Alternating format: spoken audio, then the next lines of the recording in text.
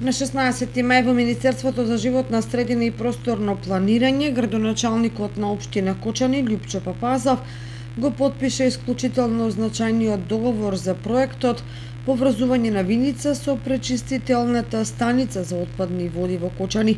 Договорот за проектот го потпишаа и другите крајни корисници, градоначалникот на општина Виница Миле Петков, директорите на двете комунални претпријатија Солидарност од Виница и Водовод од Кочани, како и Министерката за животна средина. Проектот вклучува делумна рехабилитација и проширување на канализацијскиот систем и системот за атмосферска вода во општина Виница, со што ќе се реши поврзувањето на Виница со пречистителната станица за отпадни води во Мојанци. Реализацијата на овој проект ќе овозможи кон пречистителната станица да се приклучат и кочанските населени места Грдовци и Прибачево.